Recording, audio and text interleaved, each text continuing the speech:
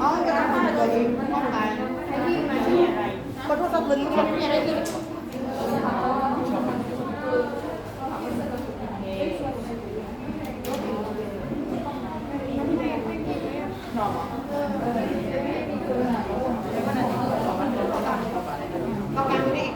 มีเลี้ยงวันนี้ไอ้ตัววัดชอบอะไรชอบมือน้ำปลาโบ้แล้วไอ้ก็ไอ้ดอก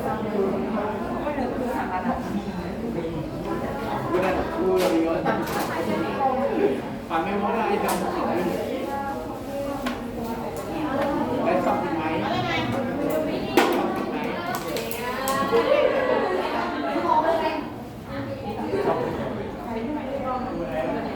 ยูนิวันเคลียร์งานเยอะหลังด้วยโอเคคนอื่นเรามาดูรายงานข่าวกันค่ะกำลังจะเปิดทีวีนะคะทุกคนเนี่ยทีวีเนี่ยเดี๋ยวรายการขั้นเข้ามา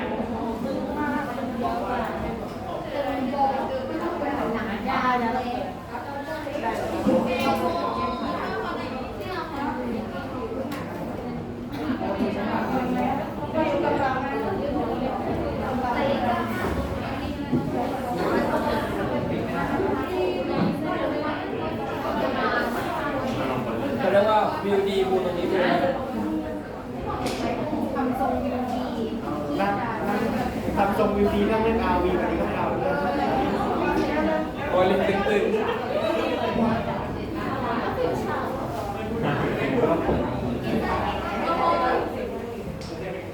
ลูกปาดิโม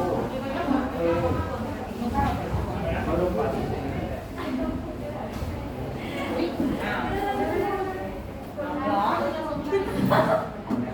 ต้องถ่ายแล้ว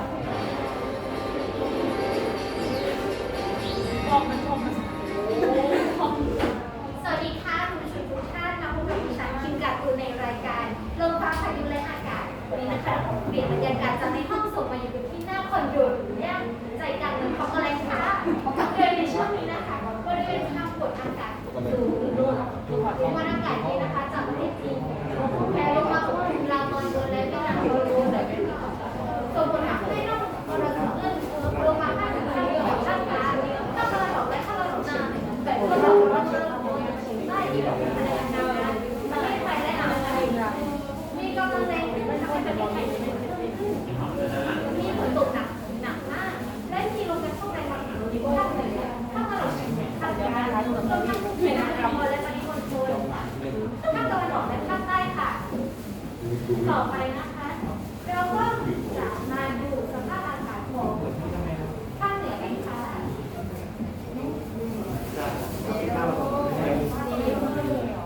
คุกเข่าไหมคะคุกเข่าแล้วกล่าวแล้วให้พิซซ่าเลยนะคะแต่เขาพิซซ่านะคะสองแต่ร้านโต๊ะสองเดี๋ยวนี้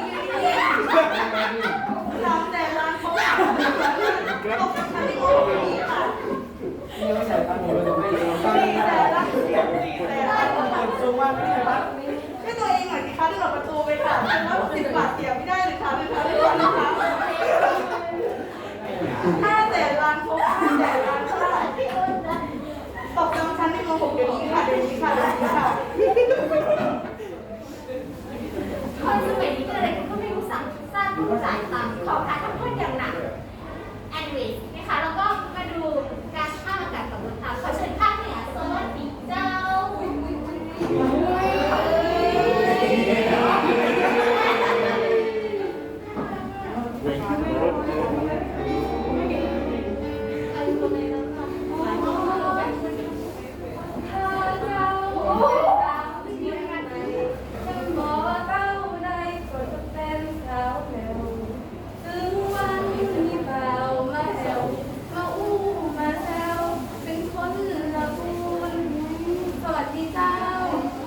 วันนี้จะมาอู้เรื่องเกี่ยวกับสภาพอากาศภูมิภาคเหนือเจ้าในช่วงวันที่21 ถึง 25 กันยายน พุทธศักราช 2565 มีฝนฟ้าขนองร้อยละ 60 ถึง 80%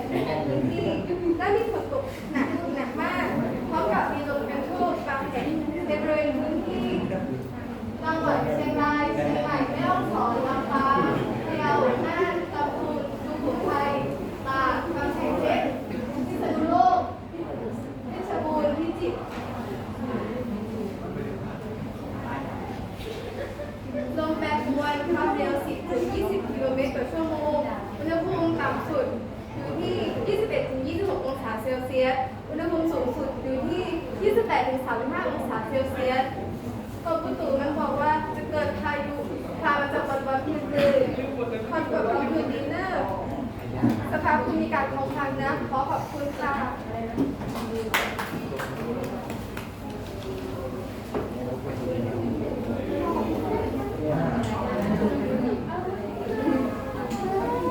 ทำให้คะจะเปิดผลซื้อที่ไหนคะ ถ้าชอบกดไลค์ก็ใช่กดแชร์ไม่ชอบไม่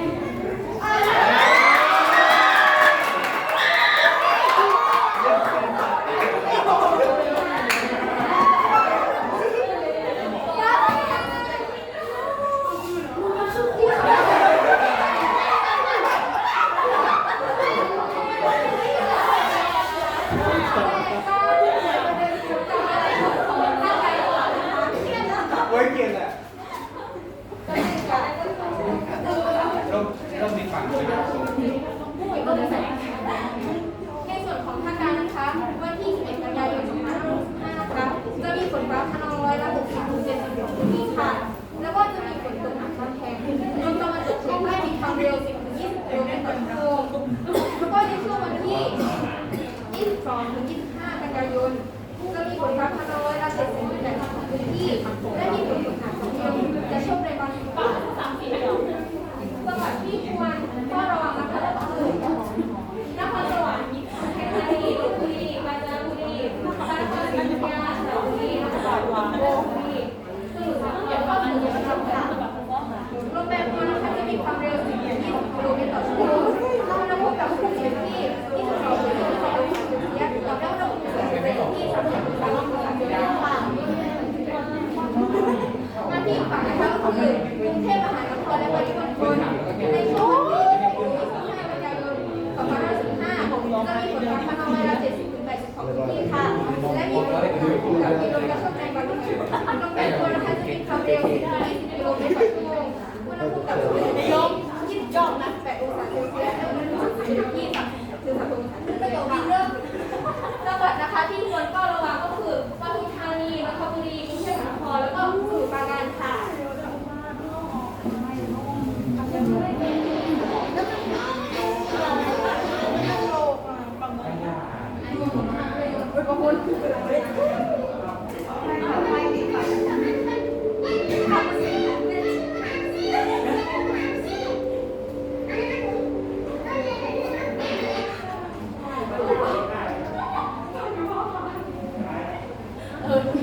ต่อไปนะคะ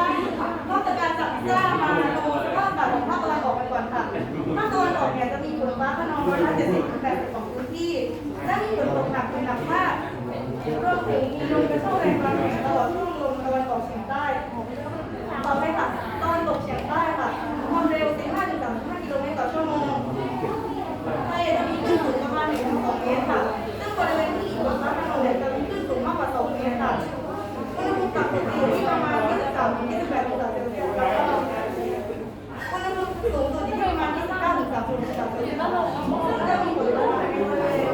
จังหวัดนครนายกปราจีนบุรีสระแก้วฉะเชิงเทราชลบุรีระยองเพชรบุรีและก็ตราดค่ะขอตัวไปจับพิซซ่าต่อนะคะ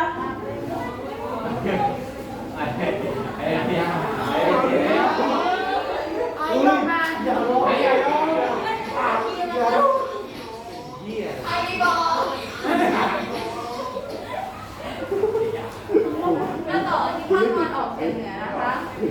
จะมีฝนฟ้าคะนองร้อยละ 60-80% ของพื้นที่ แล้วก็มีฝนตกหนักในบางส่วน โดยในช่วงวันที่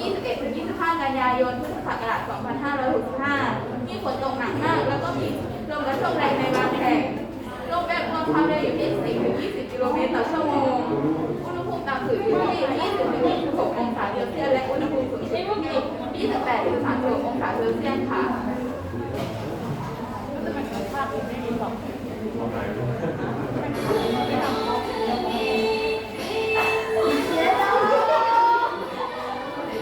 วัดกันเลยครับ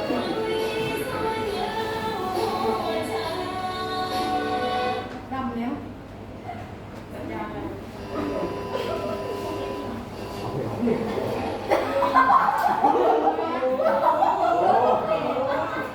พูดแบบสุดท้ายครับ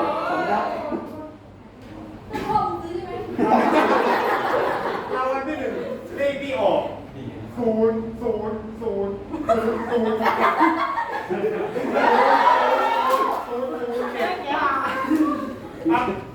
ครับ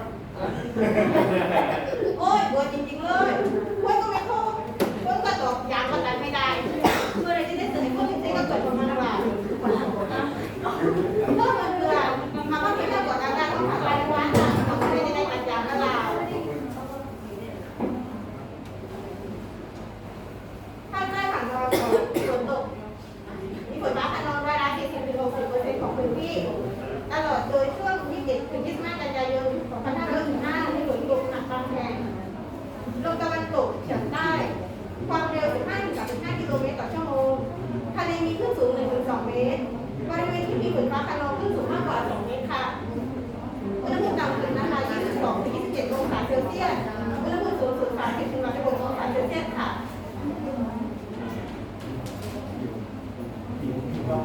ภาคใต้ฝั่งตะวันออกและตะวันตกนะครับมีฝนฟ้าขนอง40-60ของพื้นที่ตลอดช่วงลมตะวันตกเฉียงใต้ความเร็ว 15-35 กิโลเมตรต่อชั่วโมงทะเลมีคลื่นสูง 1-2 เมตรบริเวณที่มีฝนฟ้าขนองคลื่นจะสูงมากกว่า 2 เมตรอุณหภูมิสูงสุด 22-26 องศาเซลเซียสต่ำสุดคือ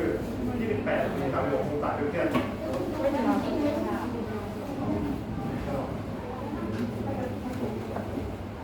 ครับสำหรับวิธีการเตรียมตัวสำหรับช่วงนี้นะครับก่อนออกจากบ้านก็ควรเปิดดู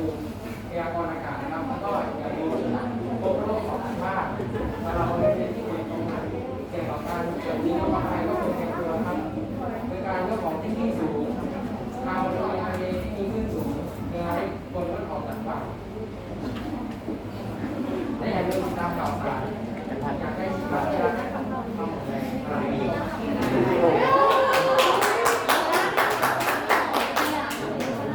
เอาไปเลยในเรียนทางนี้ ก็ใครสั่งพิซซ่าอะไรก็จ่ายตามด้วยส่วนดิฉันนะคะจะซื้อพิซซ่าในราคาย่อมเยาก็ขอตัวไปเก็บลอตเตอรี่ก่อนนะคะ ขอบคุณค่ะ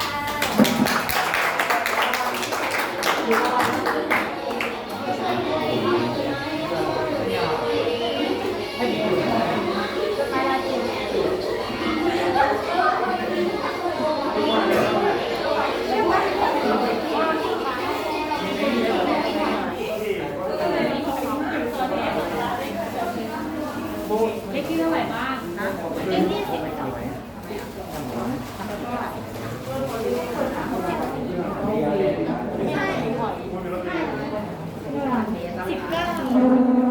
าก็ได้